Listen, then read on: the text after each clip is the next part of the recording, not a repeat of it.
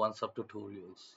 I'm Yashash here, a team lead here at OnceHub, and today I'll show you how to quickly reschedule a meeting on behalf of your client using OnceHub's classic booking pages with the two-way sync functionality. Please note that this works with Google, Microsoft 365, and Exchange calendars only. So let's get into it.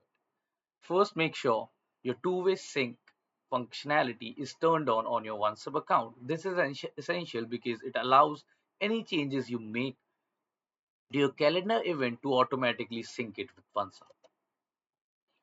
So simply sign into your OnceHub account. You'll be taken to this home page. From the home page, click on the profile icon, select user integrations, select the relevant connected calendar, and you'll see a header for two-way sync. Just toggle on the settings to make sure the functionality is enabled. Now, for example, there's this meeting which I want to reschedule that my client requested to. So what I'll do is I'll simply jump on my calendar, search for the calendar event, and I'll just update the date and time of the calendar event. I'll just update it to October 15th. Currently it is set to October 13th. And I'll just hit save.